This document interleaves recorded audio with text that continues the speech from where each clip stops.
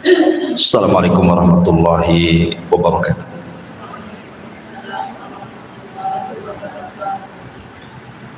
Alhamdulillah wassalatu wassalamu ala Rasulillah wa ala alihi wa sahbihi wa mawalah wa la hawla wa la quwata illa billahi wa ba'd. Alhamdulillah, di pagi menjelang siang ini kita bisa duduk kembali di Masjidul Hidayah dan kita masih membahas tafsir dari surah-surah pendek dalam juz amma, dan kita masuk pada hari ini pada surat yang ataupun surah Al-Insyiqaq. Surah Al-Insyiqaq ini secara tertib Al-Quran dia masuk pada surat ke-84 dengan jumlah ayat 25, jumlah kalimat 108, jumlah huruf 436, dan surah Al-Insyiqaq ini termasuk surah dari surah-surah Makkiyah, turun setelah surah Al-Infitar. Ma'asyiral muslimat yang dimuliakan Allah Subhanahu wa taala, surat ini berbicara tentang beberapa perkara. Di antaranya adalah permulaan surat ini bicara tentang kejadian kiamat besar. Kemudian juga bicara soal catatan-catatan amal, bagaimana akan disebar pada hari kiamat, dan begitu seterusnya. Tapi karena surat ini cukup panjang, kemungkinan pembahasan kepada surah Al-Insyiqaq ini tidak bisa diselesaikan dalam satu pertemuan karena juga membutuhkan waktu yang panjang, maka mungkin kita akan bagi dalam beberapa pertemuan. Baik. A'udzubillahi minasyaitonir rajim. Bismillahirrahmanirrahim. Idza as-samaa'u syaqqat, apabila langit terbelah, wa adzinat li rabbiha wa huqqat, dan juga langit yang patuh kepada Tuhannya dan sudah semestinya langit itu patuh. Wa idzal ardu muddat, dan apabila bumi diratakan. Wa alqat ma fiha wa takhallat, dan memuntahkan apa yang ada di dalamnya sehingga menjadi kosong. Wa adzinat li rabbiha wa huqqat, dan bumi yang patuh kepada Tuhannya dan semestinya bumi itu patuh. Ya ayyuhal insanu innaka kadihun ila rabbika kadhan famulaki, wahai manusia, sesungguhnya kamu telah bekerja keras menuju Tuhanmu, maka kamu akan berjumpa dengannya. Fa amma man utiya kitabahu biyamini, maka adapun orang-orang yang catatannya diberikan dari sebelah kanannya, fa saufa yuhasabu hisaban yasira, maka dia akan diperiksa dengan pemeriksaan yang mudah. Wa yanqalibu ila ahlihi masrura, dan dia akan kembali kepada keluarganya dengan bergembira. Wa amma man utiya kitabahu wara'a dhahri, adapun orang-orang yang catatannya diberikan di sebelah belakangnya, fasaufa yad'u thubura, maka dia akan berteriak, celaka aku. Wa yasla sa'ira, dan dia akan masuk ke dalam api yang menyala-nyala. Innahu kana fi ahlihi masrura, sungguh dia dahulu di dunia bergembira di kalangan keluarganya yang sama-sama kafir. Innahu dhanna alla yahud, sesungguhnya dia mengira bahwa dia tidak akan kembali kepada Tuhannya. Bala inna rabbahu kana bihi basira, tidak demikian, sesungguhnya Tuhannya selalu memperhatikannya. Baik, ma'asyiral muslimat yang dimuliakan Allah Subhanahu wa taala. Di sini Allah Subhanahu wa taala menjelaskan dua peristiwa besar saat terjadi kiamat. Pertama, peristiwa yang terjadi dengan langit, dan yang kedua, peristiwa yang terjadi dengan bumi.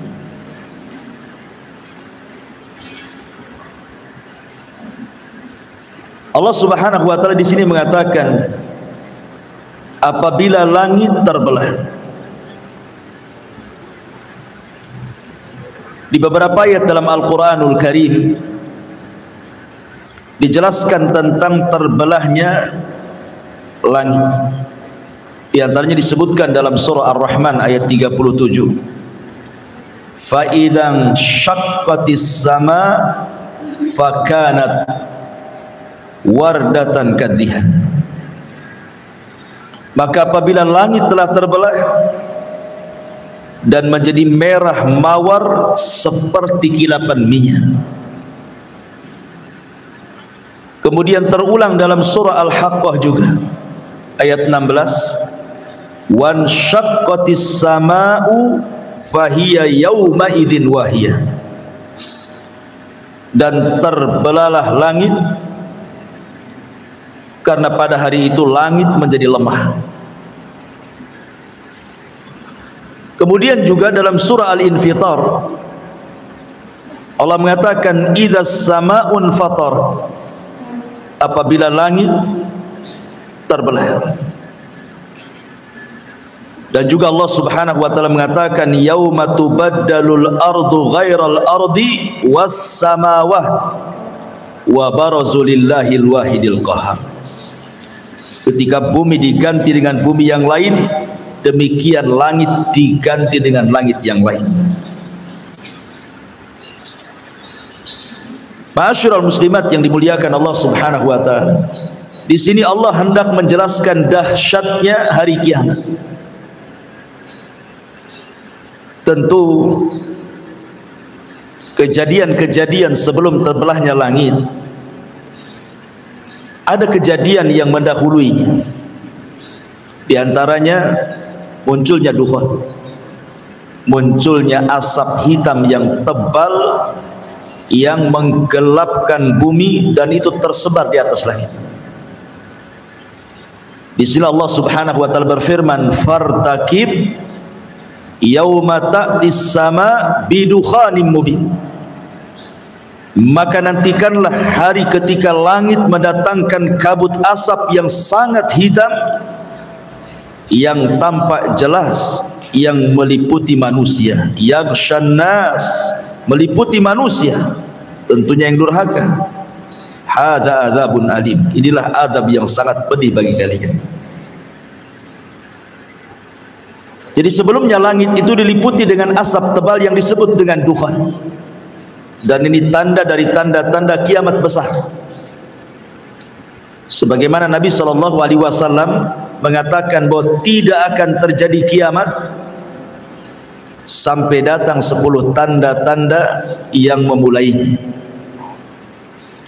Kemudian Nabi SAW menyebutkan secara acak, salah satunya adalah Rasul menyebutkan ad-dukhan, asap tebal yang akan meliputi semua langit sehingga menggelapkan bumi. Lah setelah asap langit itu, itulah tanda pertama kejadian langit. Karena ini termasuk tanda-tanda alamat kiamat besar. Apabila Allah Subhanahu wa taala kemudian mengizinkan Israfil untuk meniupkan sangkakalanya, maka disinilah terjadi idzas samaun syaqqat. Tiba-tiba kemudian langit terbelah. Ma'asyiral muslimat yang dimuliakan Allah Subhanahu wa taala, isi langit itu adalah para malaikat, para nabi, ruh-ruhnya para nabi. Kemana ketika langit digulung dan dipecahkan itu? Ada yang mengatakan bahwa ruh-ruh para nabi mereka akan diletakkan di sebuah tempat namanya Illiyin bersama ruh-ruhnya orang-orang yang beriman. Adapun malaikat, maka mereka akan keluar dari langit lewat pintu-pintunya sampai ketika betul-betul langit sudah tidak ada malaikat lagi, barulah kemudian Allah Subhanahu wa taala pecahkan langit sehingga sudah tidak bisa menjadi atap bumi. Sebagian ahli tafsir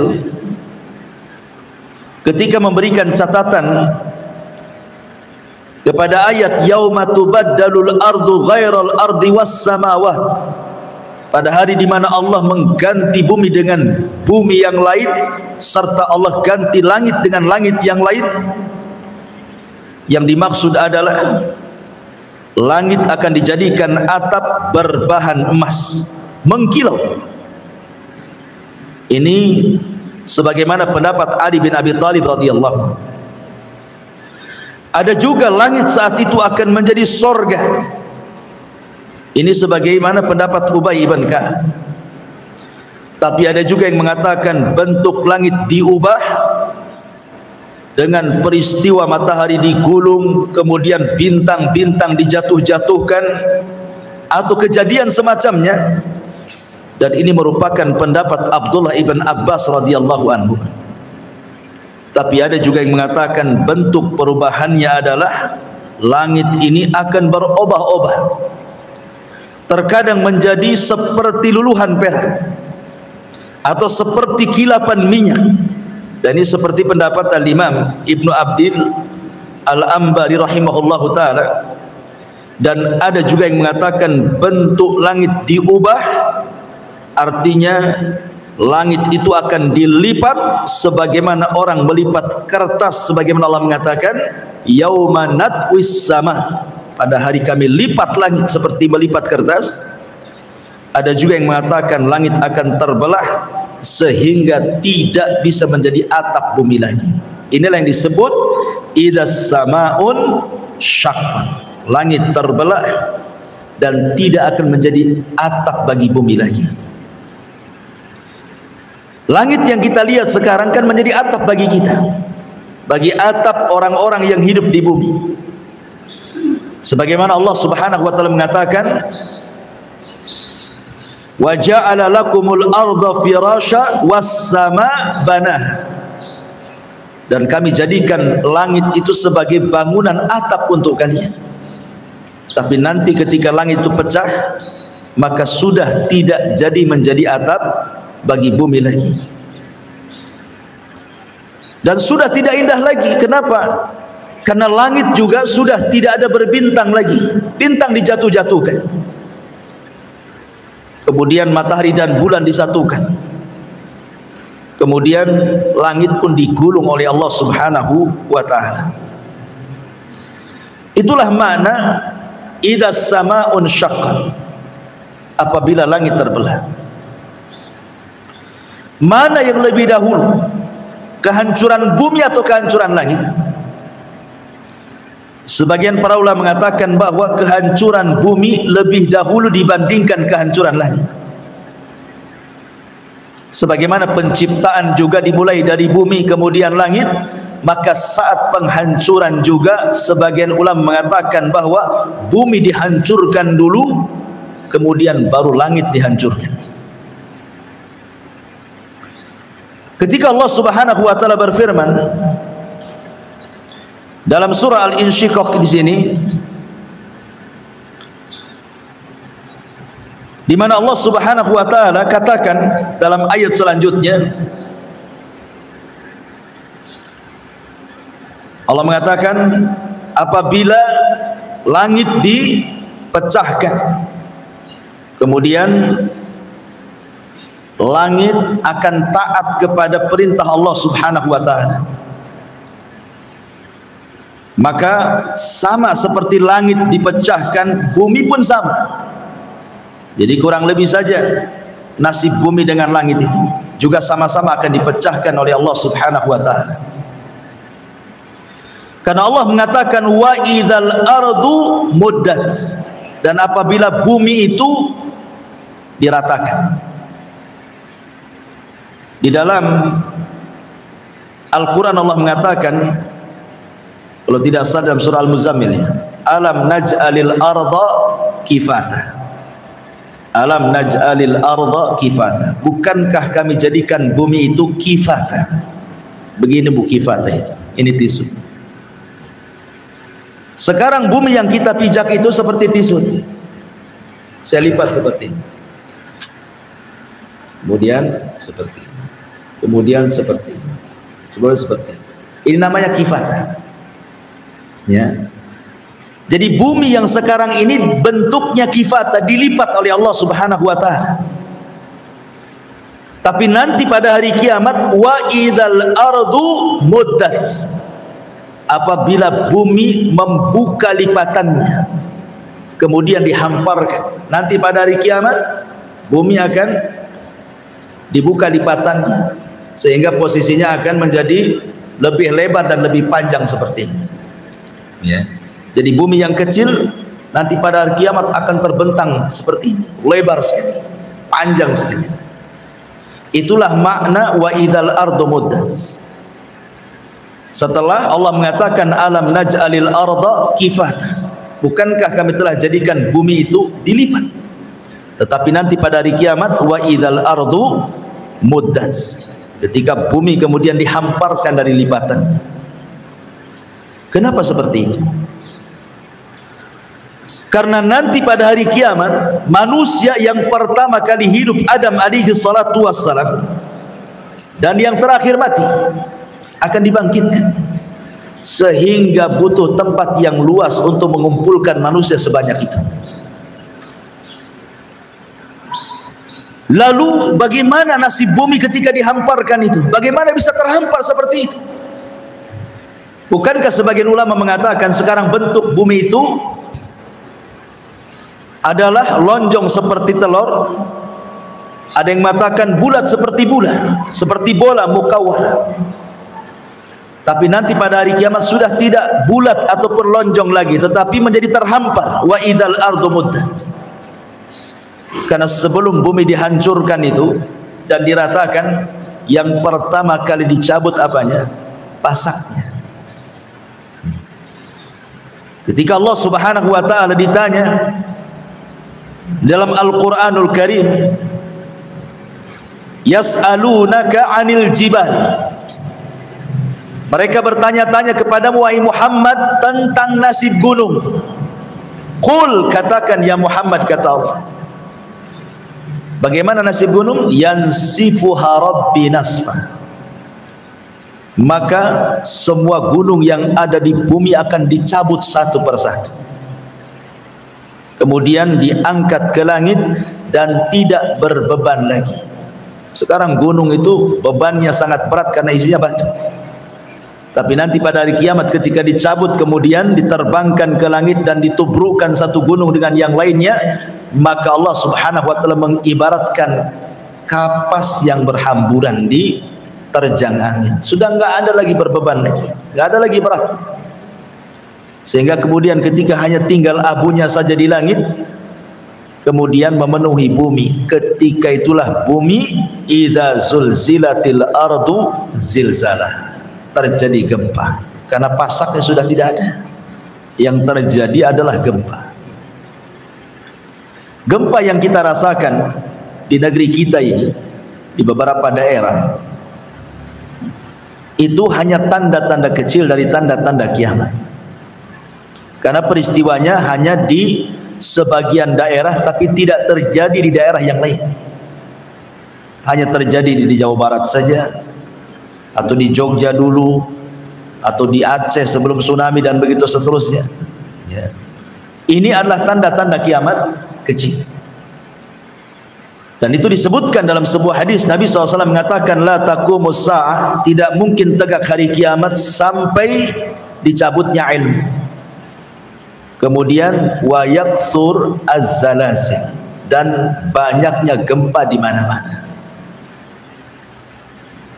Artinya bahwa ini tanda-tanda kiamat kecil yang terus berulang, akan terus berulang ya. Makanya sering saya katakan bahwa peristiwa gempa, peristiwa tsunami jangan dipahami hanya sekedar peristiwa alam saja. Tetapi Allah Subhanahu wa taala mendatangkan peristiwa-peristiwa seperti itu liyukhawwifu ibadah, sebenarnya untuk menakut-nakuti hambanya. Jadi kalau ada gempa, tsunami, banjir, angin puting beliung dan yang semacamnya, itu sinyal dari Allah. Allah sedang menakut-nakuti hambanya sebenarnya. Apakah hamba yang ditakut-takuti itu takut dan kembali, ataukah hamba yang ditakut-takuti tidak takut dan tidak kembali, sehingga Allah kemudian akan mengirimkan azab yang jauh lebih dahsyat dibandingkan yang pertama ya. Tapi nanti pada hari kiamat Allah Subhanahu wa taala mengatakan, idza zulzilatil ardu zilzalaha, zilzalnya diidhofahkan kepada bumi. Allah tidak mengatakan idza zulzilatil ardu zilzalan, tidak, tetapi zilzalaha. Hadis ini kata ganti kembali kepada bumi. Artinya yang gempa itu bukan satu daerah, tapi satu bumi, gitu maksudnya. Sehingga tidak ada tempat untuk menyelamatkan diri. Kalau sekarang di sana ada gempa, kita bisa ke daerah yang lain yang tidak gempa. Tapi ada pada hari kiamat itu kan semua gempa masalahnya. Mau lari kemana kan begitu? Orang tidak bisa lari. Yauma yafirul mar'u min akhi wa ummihi wa abi wa sahibatihi wa bani likulli imri'in minhum yauma idzin sya'nun yughni. Orang lari dari saudaranya, lari dari ibu bapaknya, lari dari pasangan dan anaknya. Semua masing-masing sibuk menyelamatkan dirinya, kata Allah. Karena memang tidak ada tempat kembali, tempat menyelamatkan tidak ada pada hari kiamat itu. Belum lagi kemudian Allah Subhanahu wa taala mengatakan wa alqat ma fiha wa takhallat, dan kami keluarkan beban-beban isi bumi itu. Di mana orang-orang yang tidak tahu apa isi perut bumi itu nanti pada kiamat akan tahu tuh isinya. Orang yang tidak pernah melihat emas, memakai emas, nanti pada hari kiamat akan tampak tuh emas-emas yang keluar dari perut bumi, emasnya, peraknya, jamrudnya, dan yang selama ini dikorek oleh manusia, kemudian dicari-cari, kemudian diambil dan dijualnya, nanti pada hari kiamat keluar sendiri tuh. Itulah makna wa alqat ma fiha wa takhallat. Makanya ketika Nabi SAW bercerita tentang Dajjal, apa kata Dajjal? Wahai bumi, ukhruji kunuzak, wahai bumi, keluarkan pembendaharaan dari perutmu. Maka dari bumi terbelah keluarlah emasnya, peraknya, jamrudnya, apapun yang dikehendaki manusia. Dajjal kabulkan dengan izin Allah Subhanahu wa taala untuk memfitnah manusia. Tapi nanti pada hari kiamat, ketika manusia melihat emas perak yang keluar dari perut bumi, mereka hanya bisa memandang tapi tidak mau mengambilnya. Untuk apa mau diambil? Toh itu hari terakhir kehidupan alam semesta, nggak ada gunanya ya. Kalau sekarang ialah nengok emas, pengen beli, pengen punya gitu ya. Tapi pada hari kiamat ini emas di mana-mana itu, nggak tertarik ibu melihatnya juga, nggak tertarik. Buat apa juga memilikinya kalau habis itu kemudian dihancurkan alam semesta, kan nggak ada gunanya juga gitu. Makanya kemudian Allah mengatakan wa alqat ma fiha wa takhallat, terjadilah kehancuran bumi sehingga bumi menjadi rata serata-ratanya. Dari sini Allah Subhanahu wa taala ketika menjelaskan yauma tubaddalul ard ghairal ardi, pada hari di mana bumi diganti dengan bumi yang lainnya. Terjadi silang pendapat, maksudnya bumi yang kita pijak diganti dengan bumi yang lainnya itu apa maksudnya? Ulama tafsir mengatakan, ada yang mengatakan bahwa setelah kehancuran bumi ini, Allah akan ganti dengan tanah yang lain berwarna putih seperti perak, tidak ada satupun orang yang berbuat maksiat di atasnya. Diganti warnanya seperti warna yang sangat putih bersih seperti kilapan perak, karena tidak ada orang yang berbuat maksiat satupun di permukaan. Ini pendapat Abdullah ibn Abbas dan yang lainnya. Ada juga yang mengatakan bahwa bumi itu akan diganti dengan bumi yang lain, maksudnya bumi akan dijadikan neraka. Dan ini adalah pendapat Ubay ibn Ka'ab. Ada juga yang mengatakan bumi ini akan diganti dengan bumi dari bahan perak. Dan ini adalah pendapat Anas ibn Malik radhiyallahu anhu. Ada juga yang mengatakan bumi ini akan diganti dengan roti, makanan, roti putih. Lalu kaum mukminin akan memakan bagian yang bawah kakinya, dan ini merupakan pendapat Abu Hurairah radhiyallahu anhu. Ada juga yang mengatakan bahwa roti itu akan dimakan kaum muslimin sampai hisab mereka selesai. Jadi ketika orang-orang kafir tidak diberikan makan, pada waktu berkumpul di padang mahsyar, maka kaum muslimin diberikan makanan dengan memakan bumi yang dipijaknya itu sampai selesai hisab. Ada juga yang berpendapat seperti itu. Tetapi pendapat yang al-adhar yang lebih mendekati kebenaran, wallahu a'lam, artinya bumi diganti itu diganti bentuknya.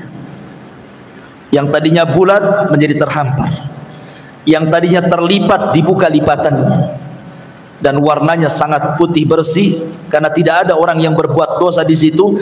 Disitulah manusia akan dibangkitkan, dan disitulah terjadi pengumpulan manusia yang disebut dengan al-ba'ts wan nusyur, kebangkitan, dan manusia akan dikumpulkan di situ.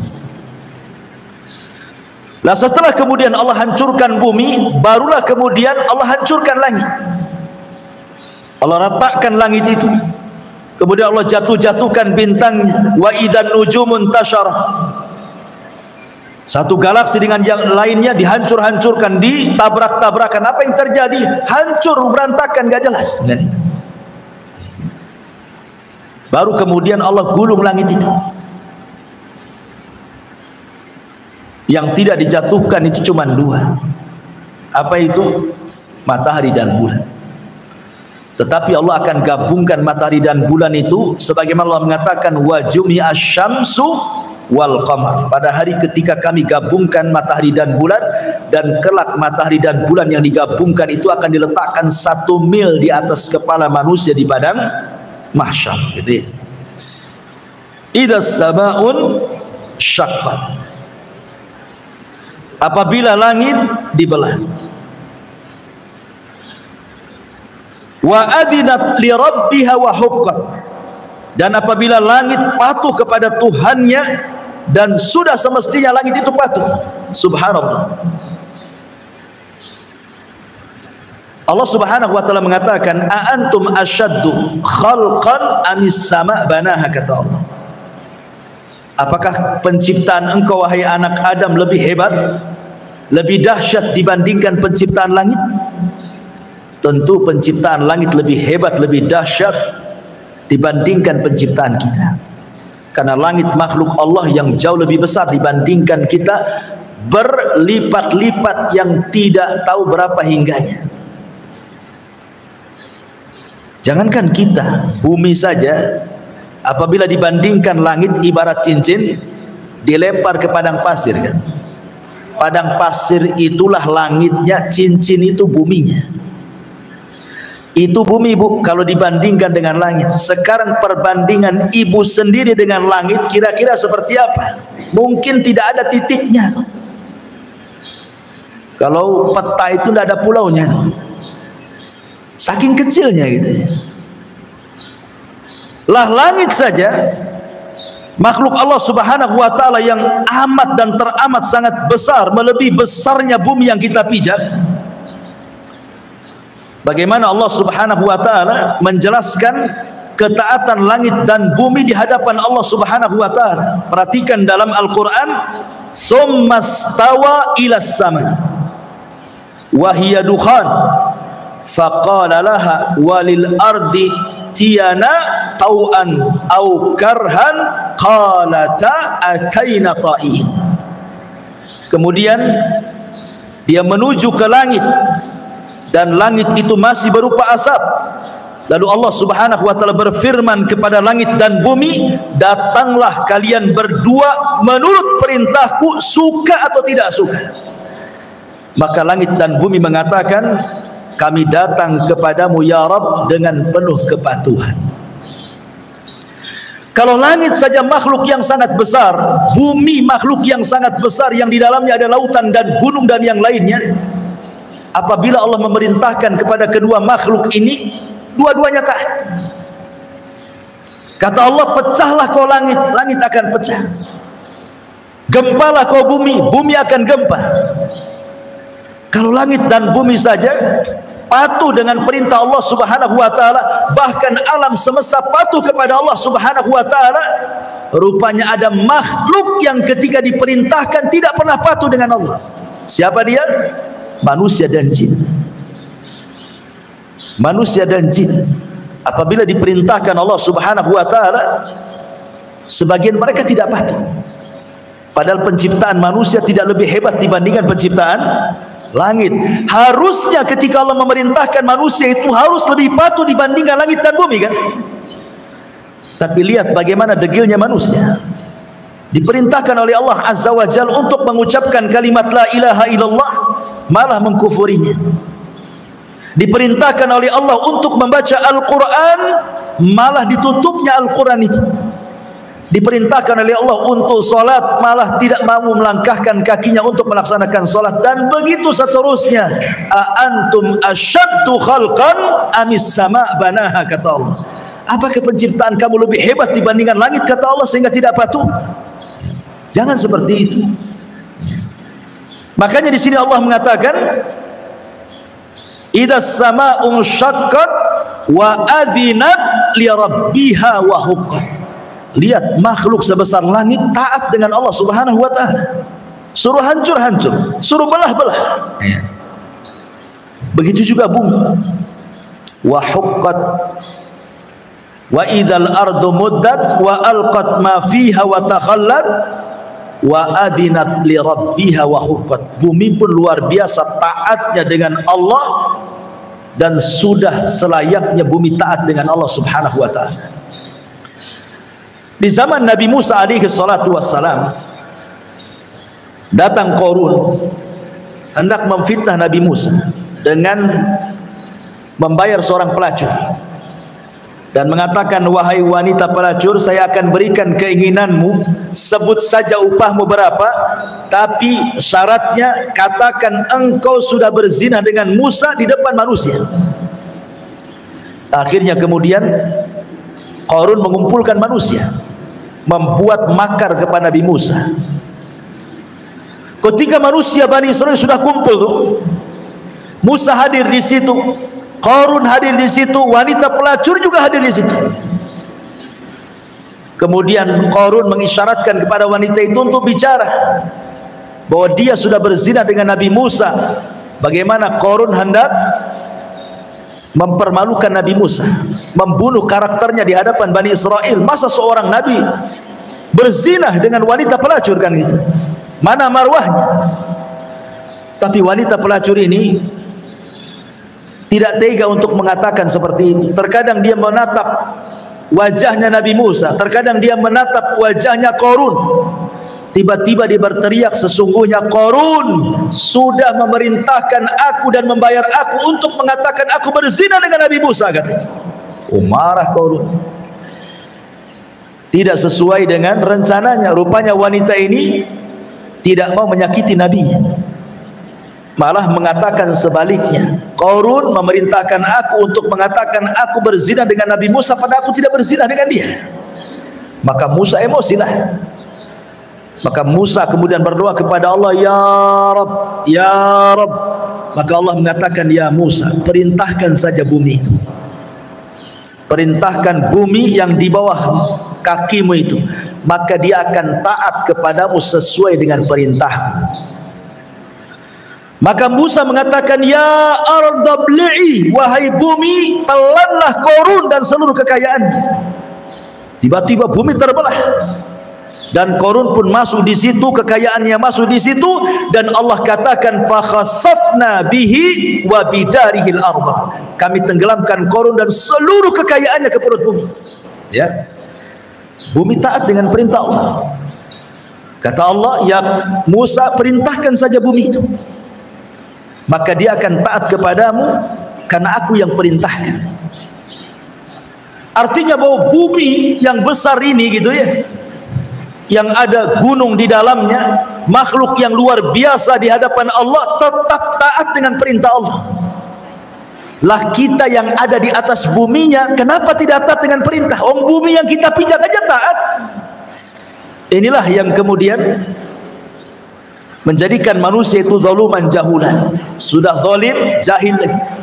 Harusnya dia lebih taat dibandingkan bumi yang dipijaknya. Ini juga faedah dari kalimat wa adzinat li rabbiha wa huqqat. Dan bumi taat, dan sudah selayaknya bumi taat dengan perintah Allah Subhanahu wa taala. Ma'asyiral muslimat yang dimuliakan Allah Subhanahu wa taala. Inilah kondisi langit dan bumi pada hari kiamat. Kemudian Allah Subhanahu wa taala mengatakan ayat selanjutnya, wa adinat li rabbiha wa huqqat ya ayyuhal insanu innaka kadihun ila rabbika kadhan famulaki. Wahai manusia, sesungguhnya kamu telah bekerja keras menuju Tuhanmu, maka kamu akan menemui Tuhanmu. Dunia ini bukan tempat istirahat. Dunia ini tempat bekerja, tempat beramal. Sebagaimana perkataan Ali radhiyallahu an, al-yaum yaumul amal wa ghadan yaumul hisab. Hari ini, kata Ali, adalah hari kita saatnya beramal soleh, karena besok pada hari kiamat itulah hari kita akan dihisab di hadapan Allah. Makanya sering saya nasihati, Bu, ya, bagaimana Hasan Al-Basri rahimahullahu ta'ala menasihati kepada kita bahwa kita hidup ini cuma 3 hari. Kita hidup ini cuma 3 hari. Hari yang sudah berlalu, hari yang sedang kita lalui, dan hari esok hari. Adapun yang sudah kita lalui tidak mungkin kembali. Hari yang sudah berlalu kan tidak mungkin kembali. Dan hari esok belum tentu kita mendapatkannya. Bisa saja nanti malam kita mati. Berarti kesempatan beramal itu hari yang sedang kita lalui hari ini. Inilah kesempatan kita. Makanya Fudail ibn Iyad mengatakan, perbaiki hari yang sedang kau jalani, maka Allah akan ampuni dosamu yang sedang kau jalani dan yang telah kau lakukan sebelumnya. Tetapi kalau kehidupan yang kau jalani kau berbuat jahat dan juga berbuat maksiat, maka Allah akan azab waktu yang sedang kau jalani dan maksiat yang sudah kau lakukan sebelumnya. Maka di sini Allah mengatakan, ingatkan ya ayyuhal insan innaka kadih. Kita ini sedang lelah letih. Fa idza faragta fansab. Apabila kita sudah mengamalkan satu amalan dan sudah selesai, berpindahlah kepada amalan yang lain, gitu maksudnya. Ibu selesai sholat wajib, berpindah ke sholat sunnah. Oh, sudah tidak ada sholat sunnah, berpindah ke sedekah. Oh, berpindah ke zikir, ke tasbih, ke yang begitu seterusnya. Jadi jangan sampai kemudian menganggur setelah melakukan sholat wajib, sudah tidak ada aktivitas. Bukan begitu seorang mukmin itu. Fa idza faragta fansab. Kalau sudah selesai dalam sebuah urusan, berpindah ke urusan yang lain. Supaya apa? Supaya fa amma man a'ta wattaqa wa saddaqa bil husna fasanuyassiruhu lil yusra. Apabila orang itu suka memberi, dengan ilmunya dia beri, dengan hartanya dia beri, dengan tenaganya dia memberi untuk bersedekah, kemudian dia bertakwa, tujuannya karena Allah. Kemudian fa amma man a'ta wattaqa wa saddaqa bil husna, karena yakin ada balasan kelak pada hari kiamat di sorga, fasanuyassiruhu lil yusra. Jalan menuju sorga itu sudah Allah mudahkan. Sudah mudah ibu itu menuju ke sorga itu. Allah katakan fasanuyassiruhu, lebih dimudahkan lagi. Padahal sudah mudah itu, Allah mudahkan lagi. Kan enak tuh. Jadi ada orang-orang itu yang Allah Subhanahu wa taala takdirkan termasuk penduduk sorga, sehingga beramal soleh itu mudah bagi dia. Mau sholat sunnah di siang harinya, mau sholat sunnah di malam harinya, mau sedekah di siang harinya, sedekah di malam harinya, zikir di siang harinya, atau di malam harinya baca Quran di siang dan malam harinya, mudah bagi dia. Sudah mudah tuh jalannya ke surga itu. Allah mudahkan lagi sehingga dia ditutup dengan kemudahan menuju surga itu.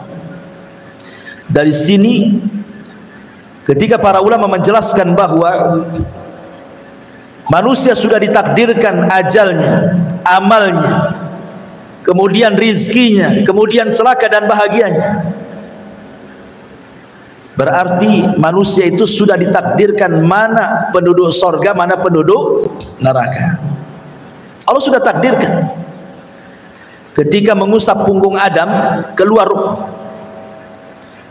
Kemudian Allah mengatakan, nih yang ruh ini termasuk penduduk sorga. Kemudian Allah usap lagi, keluar ruh lagi. Kemudian kata Allah, yang ini penuh neraka. Artinya manusia itu sudah ditakdirkan oleh Allah, yang ini penduduk sorga, yang ini penduduk neraka. Masalahnya kan kita tidak tahu takdir kita apa. Ibu kan tidak tahu dan belum pernah membaca takdir kita seperti apa, dan tidak akan mampu untuk melihat takdir kita seperti apa. Ketika para sahabat Nabi SAW bertanya, Rasul, kalau memang takdir saya masuk neraka, buat apa saya beramal? Sebagaimana kalau saya takdirnya masuk surga, tenang-tenang sajalah. Maka Rasul mengatakan, jangan seperti itu, karena kalian tidak tahu takdir kamu seperti apa. Tetapi i'malu, beramal solehlah, fakullun muyassarun lima khuliqalahu, karena kalian akan dimudahkan sesuai dengan amal kebiasaan kalian. Artinya kalau kita ini terbiasa melakukan sholat, puasa, zakat, dan mudah bagi kita gitu maksudnya, tidak ada keberatan dengan amal-amal itu, maka Allah akan mudahkan dengan amalan ini sampai kematiannya. Tapi kalau seandainya kita justru dimudahkan dengan maksiatnya dan berat melakukan ibadahnya, maka dia pun akan dimudahkan dengan maksiatnya sampai di akhir kehidupannya seperti itu. Ya. Intinya bahwa ketika kita tidak tahu takdir kita seperti apa, sudahlah beramal saja. Mudah-mudahan dengan amal soleh itu mencocoki takdir kita menjadi penduduk surga gitu maksudnya. Kalau saya analogikan seperti ini, Bu, ada dua jalan menuju pesantren Jabal Uhud. Satu lewat Muka Kuning, satu lewat Tamiang. Ada dua jalan nih. Yang lewat Tamiang ini banyak lobangnya, banyak belingnya, banyak pakunya, banyak jurangnya. Yang lewat Muka Kuning pula halus, mulus, tidak ada kendala. Di sini ada dua orang, yang satu berakal, yang satu tidak berakal. Kalau orang berakal, pasti dia akan lewat Muka Kuning. Berakal dia cari jalan yang mulus, ya, yang cepat, tidak ada hambatan, dan selamat sampai tujuan. Tetapi orang kedua tidak berakal, dia lewat sini saja, ini kan dekat, daripada sana mutar. Dia tidak tahu di situ, pada sudah tahu tuh banyak jurangnya, banyak belingnya, banyak pakunya, banyak macam-macamnya kan. Bukannya sampai di Jabal Uhud yang ada masuk jurang pula di Tamiang gitu maksudnya. Itulah orang yang tidak berakal, dia memilih jalan yang sulit. Tapi orang yang berakal memilih jalan yang mudah. Allah sudah memberikan dua jalan nih. Wa hadainahun najdain. Kami berikan kalian dua jalan. Nih jalan ke sorga nih enak kalau udah sampai sorga. Nih jalan ke neraka nggak enak, dibakar kok di situ. Orang yang berakal pasti dia akan memilih jalan ke sorga kan. Orang yang tidak berakal dia milih jalan ke neraka karena di jalannya enak, ujungnya nggak enak. Tapi sebaliknya jalan ke sorga, jalannya nggak enak, tapi ujungnya enak. Tapi orang berakal nggak apa-apa. Maksudnya begini Bu, kita tidak tahu takdir kita seperti apa. Tapi kita berhusnudzon kepada Allah, kita berbaik sangka kepada Allah. Mudah-mudahan saya termasuk takdirnya penduduk sorga dan saya buktikan dengan amal soleh saya. Kita berhusnudzon kepada Allah. Dengan apa? Buktikan dengan amal soleh, rajinkan solatnya, puasa dan yang lain sebagainya. Karena dia berhusnudzon takdir dia masuk sorga. Tapi orang yang akalnya gila, dia nggak peduli. Yang penting saya mabuk, yang penting saya zina, yang penting saya mencuri, yang penting saya korupsi, yang penting saya zalim. Kalau ujung-ujungnya takdir saya masuk neraka, buat apa saya solat katanya? Itu orang gila tuh yang penting. Ya. Enggak seperti itu. Makanya Allah mengatakan di sini, ya ayyuhal insan innaka kadi. Kita ini semua lelah di dunia. Tetapi kelelahan itu akan merasa nikmat ketika apa? Ila rabbika kadhan famulaki. Ketika berjumpa dengan Allah.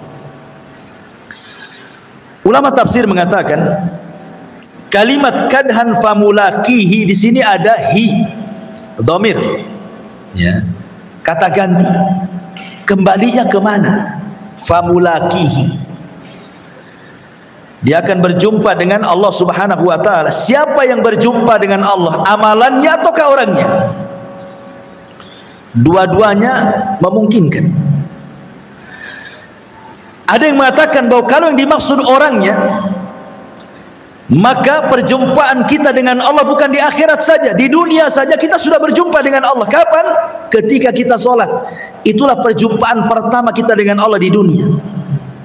Allah mengatakan, wa innaha lakabiratun illa 'alal khashiin alladzina yadhunnuna annahum mulaqu rabbihim. Salat itu berat kecuali bagi orang-orang yang khusyuk. Siapa orang yang khusyuk kata Allah? Orang yang yakin ketika salatnya dia sedang berjumpa dengan Rabbnya. Dari sini menunjukkan bahwa salat itu hakikatnya perjumpaan kita dengan Allah. Berarti setiap hari 5 kali kita berjumpa dengan Allah dalam salat wajib kita. Belum salat-salat sunnahnya. Ya. Ini yang pertama. Yang kedua, perjumpaan kita dengan Allah kapan? Saat ruh dicabut. Ketika ruh kemudian dimasukkan ke kain kafan dari sorga dengan bau yang sangat semerbak sehingga melambung ke langit, kemudian dibukakan pintu langit pertama sampai ke 7, kemudian ruh ini dijumpakan dengan Allah dan catatannya mengikuti di bawahnya. Ketika berjumpa dengan Allah, apa kata Allah? Kembalikan ruh ini ke dalam jasadnya, naikkan catatannya, letakkan di tempat yang paling tinggi di Illiyin. Ini pertemuan kedua ruh kita dengan Allah Subhanahu wa ta'ala. Pertemuan yang ketiga di padang mahsyar, ketika Allah Subhanahu wa ta'ala datang dan mengatakan wa jaa rabbuka wal malaku saffan saffa. Dan ketika Rabbmu datang dan malaikat bersaf-saf, maka orang-orang yang beriman akan melihat Allah, dan itu ziyadatun nikmah, tambahan nikmat yang luar biasa. Belum masuk sorga sudah memandang wajah Allah. Kemudian di sorga, dan itulah nikmat yang paling besar. Tidak ada nikmat melebihi nikmat ru'yatullah, memandang Allah, dibandingkan nikmat sorga itu sendiri. Dan itu setiap saat kita bisa memandang Allah sesuai dengan pertemuan kita di bumi. Siapa yang banyak berjumpa dengan Allah di bumi dalam salatnya, maka dia paling banyak memandang wajah Allah di sorga. Al jaza min jinsil amal, balasan itu sesuai dengan amalannya. Ini kalau yang dimaksud adalah pelakunya.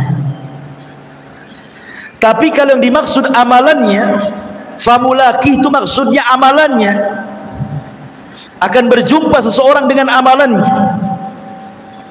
Maka ini pun terjadi di bumi, karena amalan seseorang itu membawa pengaruh, kan gitu. Amalan seseorang itu membawa pengaruh. Orang kalau suka berbuat baik, maka dia akan merasakan perubahan dalam dirinya. Artinya dia sedang menjumpai amalannya, pengaruh amalannya ada. Kemudian yang kedua,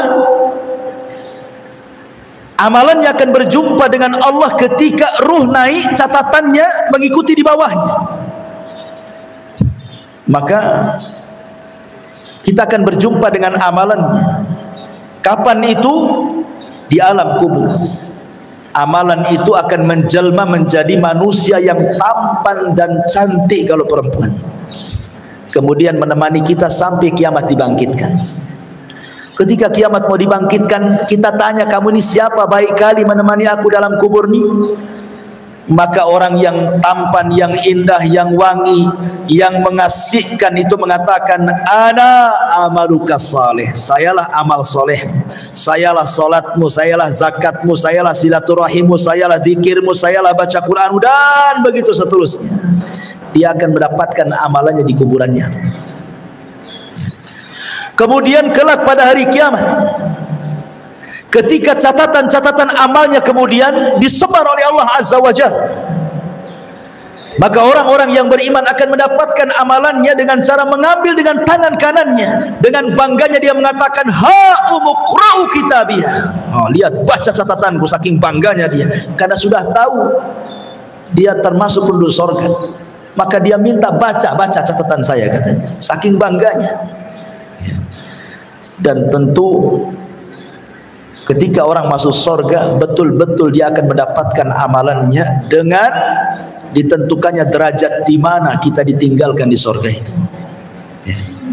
Itulah yang dimaksud, ya ayyuhal insan innaka kadihun ila rabbika kadhan famulaki. Fa amma man utiya kitabahu biyamini. Adapun orang-orang yang catatannya diberikan dari sebelah kanannya, fasaufa yuhasabu hisaban yasira, maka dia akan diperiksa dengan pemeriksaan yang mudah, wa yanqalibu ila ahlihi masrura, dan dia akan kembali kepada keluarganya yang sama-sama beriman seraya bergembira, masing-masing bergembira masuk ke dalam surga. Wa amman utiya kitabahu wara'a dhahri, adapun orang-orang yang catatannya diberikan dari sebelah belakangnya, fasaufa yad'u thubura, dia pun akan berteriak, celaka aku, celaka aku. Wa yasla sa'ira, dia pun akan dimasukkan ke dalam neraka, apinya yang menyala-nyala. Hisab di akhirat itu ada dua, ada hisab yasir dan ada hisab asir. Ada hisabnya mudah dan ada hisabnya sulit. Tapi di sana juga ada orang-orang yang tidak akan mendapatkan hisab, sebagaimana 70.000 orang yang masuk surga tanpa hisab. Jadi ada orang-orang yang tanpa hisab masuk surga direct begitu, langsung tanpa azab lagi.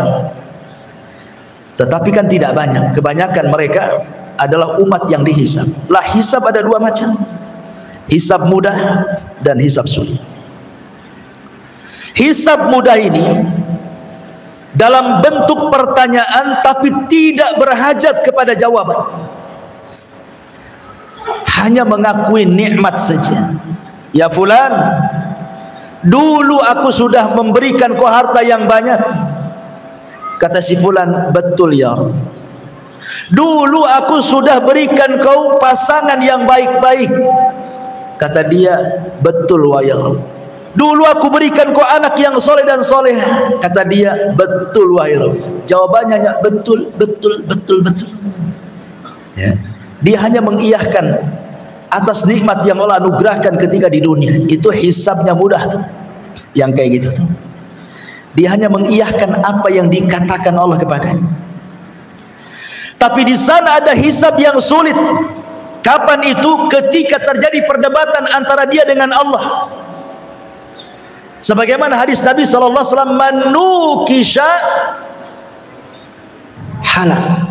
Barang siapa yang terjadi perdebatan dengan Allah, hancur dia, masuk neraka dia. Ya. Ketika Allah Subhanahu wa taala mengatakan, bukankah dulu aku berikan nikmat, kenapa kau tidak begini? Oh enggak begitu. Dia bantah. Ya. Seperti Allah Subhanahu wa taala mengatakan kepada para orang-orang yang mati syahid, orang-orang yang ahli sedekah, orang-orang yang pakar Quran, diperlihatkan nikmatnya kepadanya tuh. Kemudian Allah katakan, betul itu nikmatmu? Iya. Untuk apa? Sedang apa kau itu? Oh, saya sedang jihad untukmu. Kata Allah, kadzabta, dusta kamu. Oh iya Rabb, itu untukmu. Kadzabta, dusta engkau. Terjadi perdebatan. Ini kalau terjadi perdebatan saat hisab, halak, hancur dia. Ini disebut hisaban asir. Hisabnya sulit. Ya. Maka kita berdoa untuk diberikan hisab yang mudah. Nah, di sini Allah Subhanahu wa taala menjelaskan di antara rangkaian hisab itu adalah mengambil catatan. Setelah Allah Subhanahu wa taala menerbangkan catatan-catatan itu, maka manusia terbagi menjadi 3 kelompok. Ada yang mengambil catatannya dengan tangan kanannya, ada yang mengambil catatan dengan tangan kirinya, ada yang mengambil catatan dengan tangan kiri di balik punggungnya, wara'a dhahri, di balik punggungnya. Ya, karena manusia di dunia juga ada 3 kelompok, ada mukmin, ada kafir, ada munafik. Tentu akan berlainan cara mengambil catatannya. Mukmin tangan kanan, kafir tangan kiri, munafik tangan kiri di balik punggungnya. Karena orang munafik lebih jahat dibandingkan kafir, makanya dipersulit cara mengambilnya. Sudah dengan tangan kirinya di balik punggungnya lagi. Karena tidak ada azab yang paling rendah melebihi azabnya orang munafik di neraka. Tentu munafik i'tiqad di sini, munafik keyakinan. Lah orang-orang yang beriman apabila memandang catatannya, umpamanya dia pandang catatannya, ketika dia membaca catatan kebaikan, langsung bercahaya wajahnya. Dia baca lagi catatan kebaikan yang lain, makin bercahaya, makin bercahaya, makin bercahaya. Yauma tabyaddu wujuh wa taswaddu wujuh, kata Allah. Pada hari itu ada wajah-wajah yang putih dan berseri-seri. Wajahnya memutih, dan dia pun berseri-seri saking bahagianya. Tetapi orang kafir dan orang munafik i'tiqad itu, apabila dia baca catatannya dan semua keburukannya makin menghitam, yauma tabyaddu wujuh wa taswaddu wujuh, kata Allah. Wa taswaddu wujuh, ada wajah-wajah yang hitam-hitam semuanya. Makin dibaca makin hitam, makin dibaca makin hitam. Ya, maksiat di dunia itu menghitamkan hati. Satu kali maksiat Allah letakkan satu titik hitam di hati. 2 kali maksiat diletakkan titik hitam yang kedua di hati. 1000 maksiat, 1000 titik hitam diletakkan di hati. 1 juta maksiat, 1 titik hitam diletakkan di hati. Kalau hati sudah tertutup hitam, apa kata Rasulullah? Kalkub muzakhiyah, seperti kub. Ini kub. Kub itu artinya gelas. Muzakhiyah itu dibalik. Ya. Ini gelas ini kalau terbalik kayak gini, otomatis kan tertutup nih. Karena yang terbuka kan yang sebelah sininya. Kalau ditutupkan pantat gelas kan nggak ada lubangnya. Diisi apa saja nggak akan masuk tuh maksudnya. Diisi nasihat mental, diisi Quran mental, diisi hadis mental, dikasih nasihat mental semuanya. Itulah hati kalau hitam, kata Rasul, seperti gelas yang dibalik. Kalqubi muzakhiyah.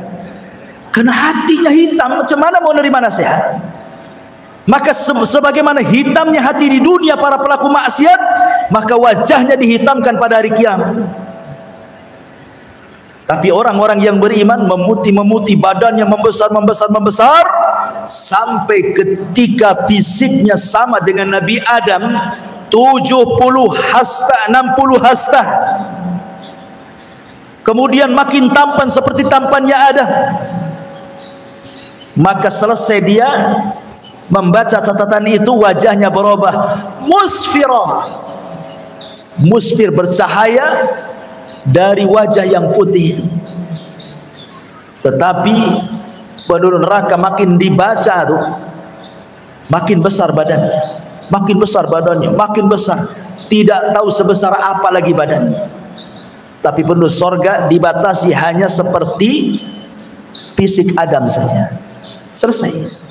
Tapi penduduk neraka terus membesar, nggak tahu sampai seberapa besarnya. Karena gerhamnya saja, kata Rasul, kajabalil Uhud, seperti gunung Uhud.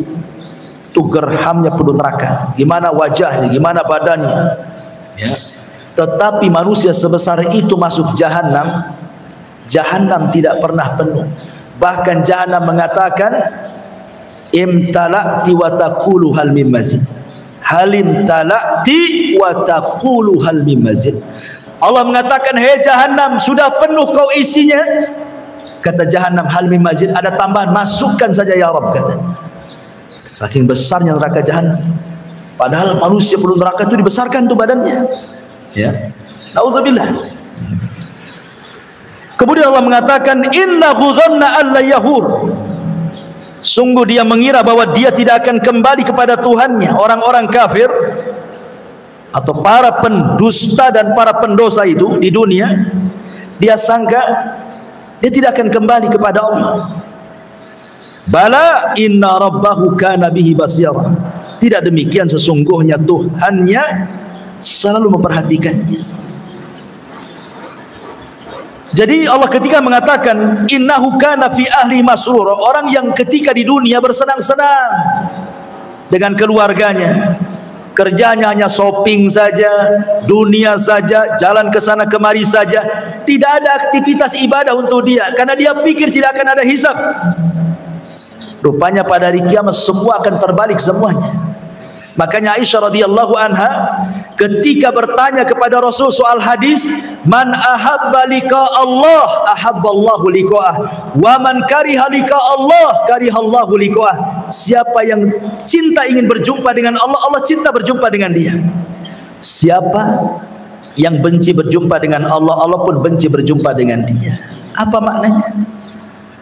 Dikatakan maknanya, orang yang ketika di dunia dia rela hidupnya tidak senang dengan keluarganya, hidupnya mungkin susah, fakir, miskin, tapi Allah takdirkan termasuk keluarga penduduk surga, maka dia saat detik-detik wafatnya ingin cepat meninggal dan ingin cepat berjumpa dengan Allah, karena tahu bahwa balasan dia bukan di dunia tapi di akhirat. Tapi orang-orang yang menghabiskan kekayaan di dunia, dia bangun rumah megah, tanah mewah, rekening banyak, jalan ke sana kemari, ketika dia mati benci berjumpa dengan Allah. Kenapa?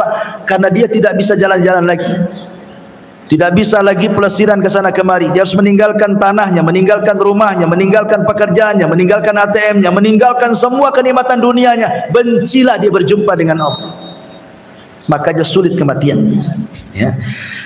Dari sini Allah katakan, bala inna rabbahu kana bihi basira. Tidak demikian, sungguh Tuhannya selalu memperhatikan kita. Karena Allah memperhatikan kita, maka teruslah dalam perhatian Allah, beramal soleh, karena tidak ada amalan sekecil apapun kecuali ada balasannya. Wallahu a'lam bishawab.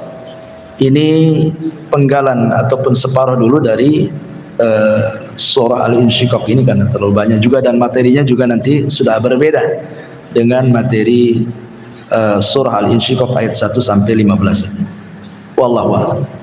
Baik, sebelum saya tutup silakan.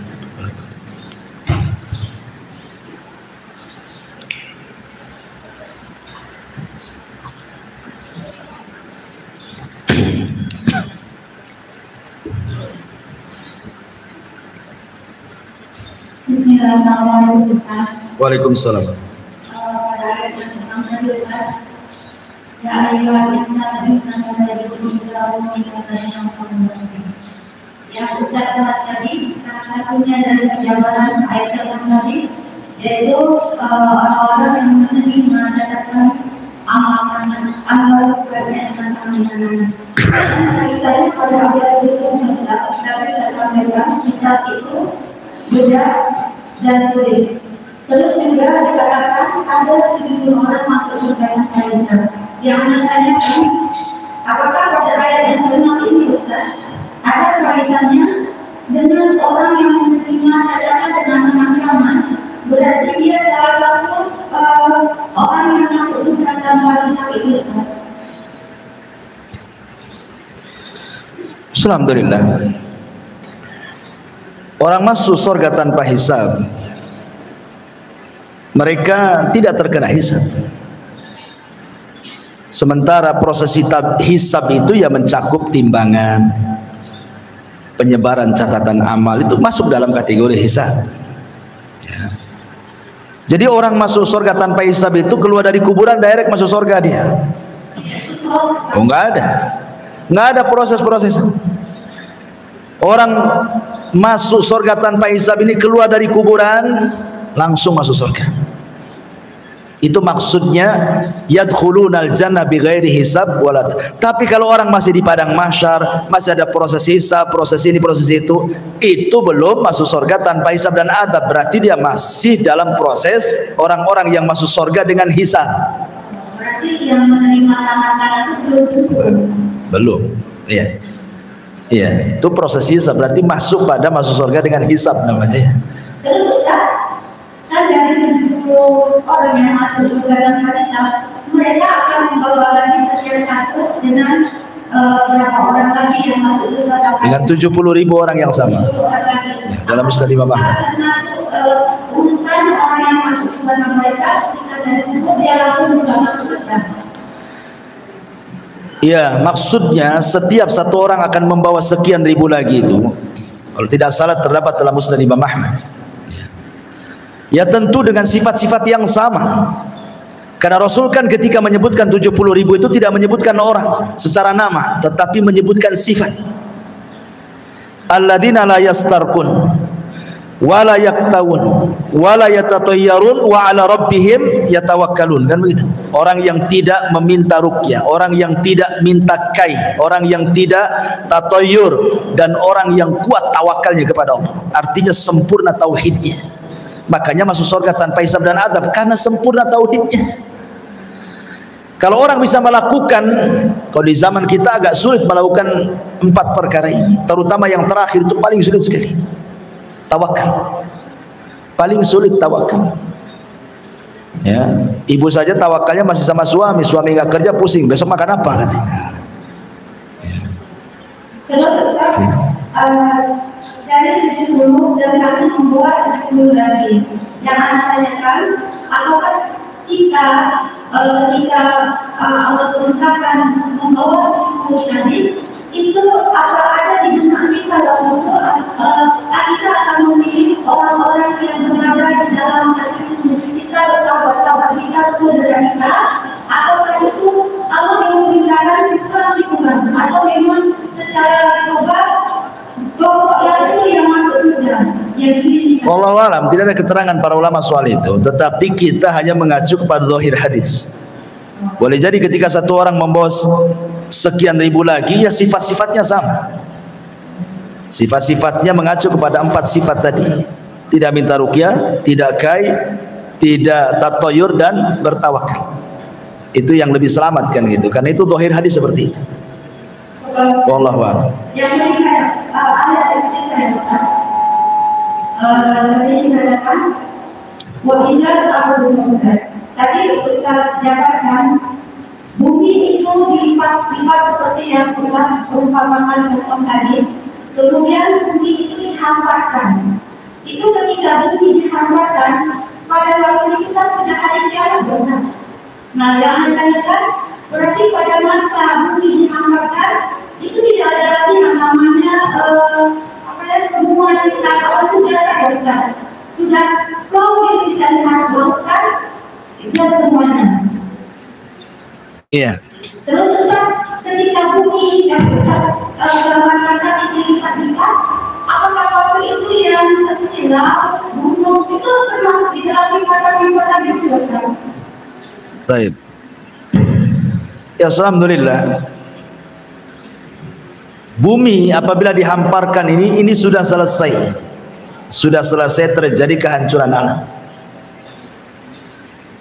Karena ketika terjadi kehancuran alam, bumi tidak berbentuk lagi. Gunung dicabut, laut ditumpahkan, bumi digempakan. Macam mana bentuk bumi itu? Dan itu kehancuran itu selama 40, tanpa menyebut 40 hari, 40 bulan, 40 tahun. Wallahu a'lam. Karena hadis Abu Hurairah mengatakan antara tiupan sangkakala pertama ke kedua itu jaraknya 40. Kata sahabat Abu Hurairah, kau kan mendengar dari Nabi, apakah 40 tahun? Kata Abu Hurairah, fa'abaitu, aku enggak menjawabnya. 40 bulan, fa'abaitu, aku pun enggak menjawabnya. 40 hari, aku pun enggak menjawabnya. Tetap yang jelas di angka 40 itu. Baru setelah selesai selama 40 tadi, berarti kemudian bumi didatarkan. Sudah tidak ada lembah, tidak ada bukit, tidak ada gunung, tidak ada yang merendah, tidak ada yang meninggi, tidak ada lautan, tidak ada danau, semua dalam bentuk tanah. Itu yang disebut mahsyar namanya, padang mahsyar. Manusia akan dikumpulkan di situ. Sudah nggak ada lagi lautan, nggak ada lagi danau, nggak ada lagi bukit, nggak ada lagi gunung, tidak ada yang merendah, tidak ada yang meninggi, tidak ada gunung, tidak ada bukit, tidak ada lembah, semua rata. Ya, maksudnya disitulah manusia akan dibangkitkan. Wa akhrajatil ardu athqalaha, dan kami keluarkan beban-beban isi bumi ke permukaan. Maksudnya jasad-jasad manusia itu dikeluarkan. Setelah jasad-jasad dikeluarkan, bagaimana caranya? Sebelum Allah keluarkan, Allah turunkan hujan kepada bumi yang sudah datar itu, putih bersih seperti tepung itu. Allah turunkan hujan. Hujan inilah yang kemudian mengenai setiap tulang ekor manusia. Karena manusia itu akan dibangkitkan dari tulang ekornya. Terkadang tulang ekor itu tidak kelihatan kecuali dengan alat khusus, kecil gitu ya. Ya. Mungkin seperti kalau kita buka kaca, kemudian datang matahari, di situ ada debu-debu kecil yang tidak bisa dilihat kecuali ada matahari kan.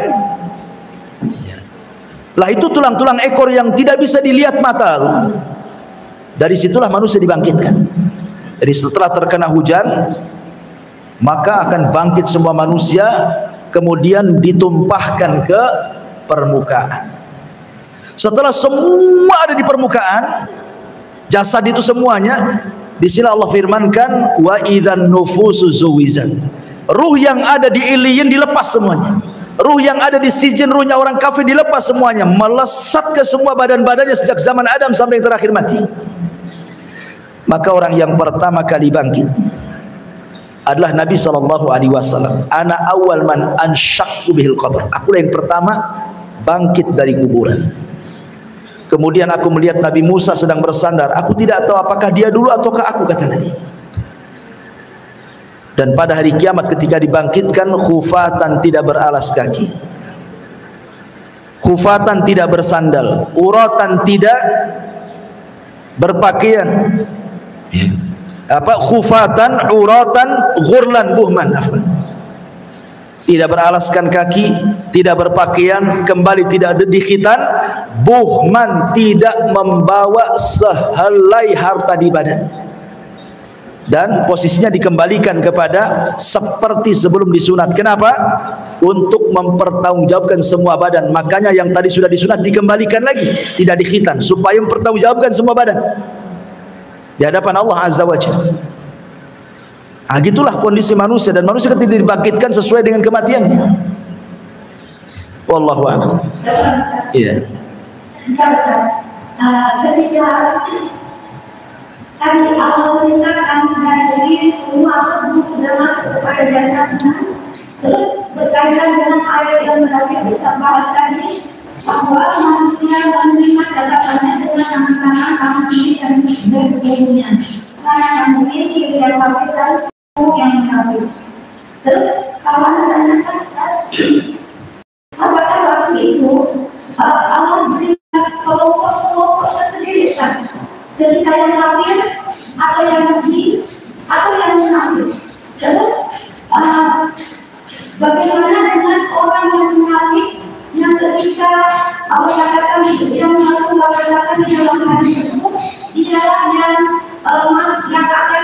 diajari oleh api pertama ketika api neraka itu dinyalakan, akan termasuk diyakinkan orang munafik yang menerima catatan dengan umumnya ini.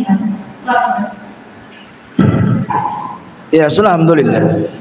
Allah mengatakan wasiqal ladzina kafaru ila jahannama zumara. Zumara itu artinya apa? Berkelompok-kelompok.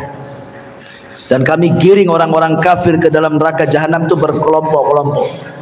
Artinya Allah akan mengelompokkan, dulu yang nyembah batu sebelah sana, dulu yang nyembah matahari sebelah sini, dulu yang nyembah pohon mangga sebelah sini, dulu yang menyembah ular kobra sebelah sini. Jadi kelompok-kelompokkan semuanya. Semua dikelompokkan. Ya. Dan itu keadilan Allah Subhanahu wa taala. Bahkan matahari dan bulan saja yang tidak salah dimasukkan ke neraka. Matahari dan bulan loh dimasukkan ke neraka. Apa salah matahari dan bulan itu? Kenapa dimasukkan ke neraka? Allah tidak hendak mengadab matahari bulan sehingga dimasukkan dan dipendamkan ke neraka. Allah hanya ingin katakan kepada para penyembah matahari dan bulan bahwa sesembahan kalian itu bukan itu. Buktinya dia masuk neraka. Ya. Bukan karena dosanya matahari dan bulan, tidak. Untuk membantah para penyembah matahari dan bulan bahwa itu bukan Tuhan. Makanya Allah mengatakan la tasjudu lisyamsi wala lil qamar wasjudu lillahi alladzi khalaqahunna in kuntum iyyahu ta'budun. Jangan sembah matahari dan bulan, sembahlah yang menciptakan keduanya kalau kalian betul-betul beriman. Semua akan dikelompokkan. Tetapi orang kafir langsung masuk ke dalam neraka. Yang tersisa hanya mukmin dan munafik. Di depan sirat itu hanya sisa mukmin dan munafik. Kenapa? Allah ingin membuat tipu daya dengan orang munafik saat melintasi titian itu. Sebagaimana di dunia dia bisa menipu orang yang beriman, merasa bisa menipu Allah, Rasulnya dan orang-orang yang beriman, maka Allah tipu nanti pada hari kiamat dia ketika melintasi titian itu. Dan itu ada dalam tafsir Al-Baqarah ketika menjelaskan tentang bagaimana Allah mempermisalkan orang-orang munafik dengan permisalan ma dan juga permisalan air itu. Wallahu a'lam. Adapun tentang masalah hadis man tusyira bihin nar, itu bukan termasuk orang munafik, tidak. Itu bercerita tentang orang yang beramal karena riya. Ya, karena riya. Gimana? Munafik di sini munafik kafir. Munafik itu di bawahnya kafir. Makanya sebagian ulama ketika membuat tingkatan-tingkatan neraka, yang paling dalam itu nerakanya munafik. Karena dia double, sudah kafir munafik. Ya. Kalau kita katakan munafik yang itu yang termasuk kafir, sementara yang tidak orang itu ada yang masih. Dengarin dulu, saya jelasin. Ya.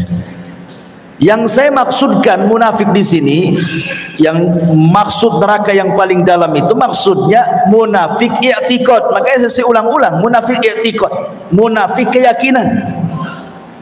Itu paling berat siksaannya, melebihi orang kafir. Kalau saya boleh tingkat-tingkatan menurut ulama, neraka yang paling bawah itu nerakanya munafik. Berdasarkan nas Quran, innal munafiqina fi darkil asfali minan nar. Orang munafik itu paling dasar, intip neraka yang paling dalam. Kenapa? Karena munafik itu hakikatnya kafir. Dia menggabungkan dua wajah, pertama kafir, yang kedua munafik. Sebenarnya dia kafir, cuma berpura-pura muslim, makanya munafik. Berarti double dosanya. Kalau orang kafir kan jelas kafir, kita tahu dia kafir. Kalau orang munafik itu tidak tahu kafir karena ngaku Islam, makanya hukumannya paling bawah. Baru kemudian di atasnya lagi, lain lagi. Di atasnya orang munafik, baru cerita orang murtad. Orang murtad di bahaya karena dia pernah Islam, murtad. Dia lebih bahaya dibandingkan kafir asli. Ya. Lebih kafir asli jelas kafir. Ini pernah Islam masalahnya, maka dia di bawahnya kafir asli lagi. Orang murtad itu. Naudzubillah. Ya, wallahu a'lam.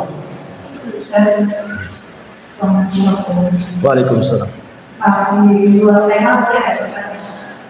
Boleh nggak jauh-jauh ya?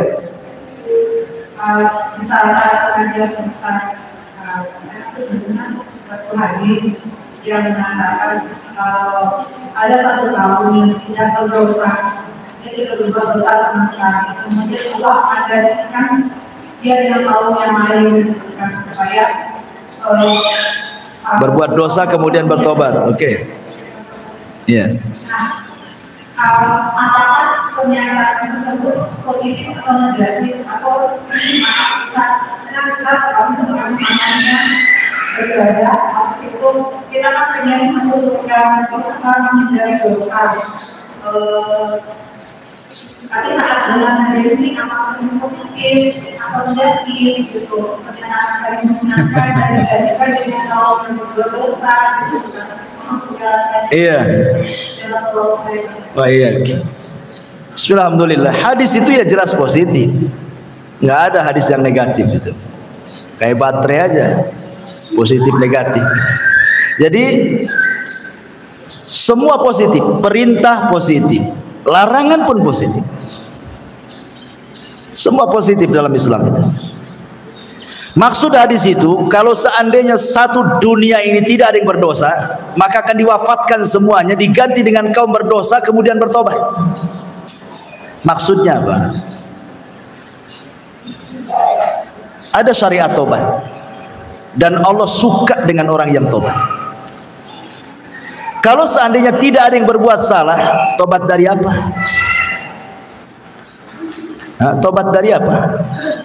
Nabi Adam bertobat setelah berbuat salah, lebih mulia dibandingkan malaikat yang tidak pernah berbuat salah. Malaikat nggak pernah berbuat dosa, tapi kenapa Adam lebih unggul, lebih mulia dibandingkan malaikat sehingga malaikat sujud kepada Adam? Ya, karena Adam melakukan sebuah perbuatan dosa, kemudian dia bertobat, dan Allah anugerahi pengetahuan di atas pengetahuan malaikat. Makanya kata para ulama ketika menjelaskan tentang kisah Adam dan malaikat, bahwa Allah allama Adam, Allah berikan pengetahuan kepada Adam. Malaikat tidak diberi pengetahuan seperti pengetahuan kepada Adam kan. Maknanya bedanya Adam dengan malaikat itu, kalau malaikat ahli ibadah, kalau Adam itu ahli ilmu. Bedanya ya. Dan Rasul mengatakan keutamaan ahli ilmu dengan ahli ibadah persis seperti bulan purnama di antara bintang yang berserak di langit. Bintang walaupun berserak banyak pun tidak akan menerangi bumi. Coba saja, nggak ada bulan satupun, bintang semua, bumi tidak akan terang, tetap aja gelap. Iya, kalau nengok ke atas memang terang, tapi kalau nengok ke jalan tetap gelap. Tapi satu bulan tak ada bintang, asal purnama terang tuh bumi. Satu bisa menerangi, banyak tidak menerangi. Kenapa? Karena ahli ilmu manfaatnya bukan untuk dia, untuk orang lain juga. Ahli ibadah untuk dia saja, tidak untuk orang lain. Orang yang berilmu kemudian dia maksiat, kemudian bertobat, jauh lebih baik dibandingkan ahli ibadah tapi tidak punya ilmu. Karena orang ahli ibadah kalau tidak punya ilmu bahaya. Maksud saya manusia, kalau malaikat jangan katakan malaikat jahil, tidak, malaikat punya ilmu tetapi bukan ilmu yang diajarkan kepada Adam kan gitu. Ini manusia ceritanya.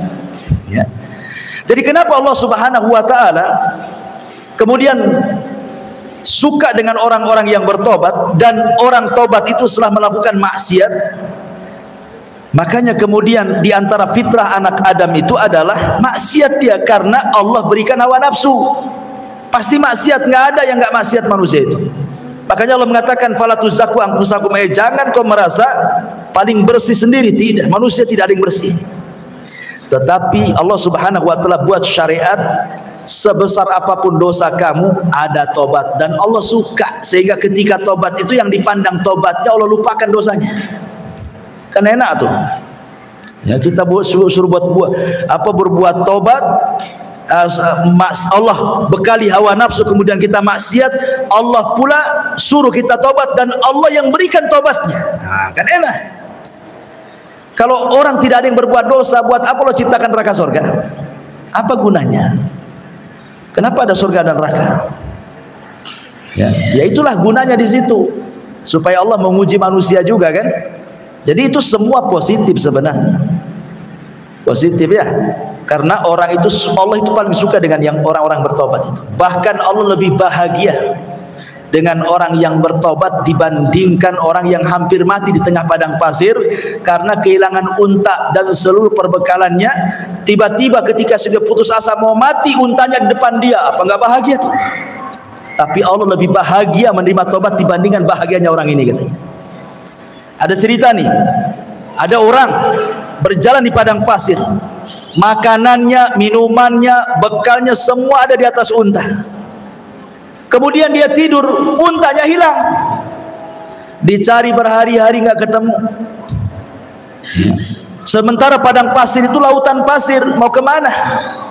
Ketika sudah hampir mau mati, dia sudah nggak ada lagi harapan hidup. Tiba-tiba pas dia nengok, ini untanya di sini. Bahagia nggak tuh? Bahagia. Tapi Allah katakan Allah lebih bahagia dengan tobatnya seorang hamba dibandingkan bahagianya orang ini. Dalam hadis seperti itu. Ini aja sudah bahagia luar biasa, tapi Allah lebih bahagia lagi dengan orang yang bertobat. Dan tidak mungkin bertobat kecuali melakukan maksiat kan itu ya. Karena manusia itu pasti akan mengulangi dosanya, tidak dengan dosa yang sama, dengan dosa yang lainnya. Boleh jadi dia bertobat dari dosa yang sama, belum tentu dosa yang lain dia bisa menghindari. Karena dosa bagi anak Adam itu bukan sunnah, wajib.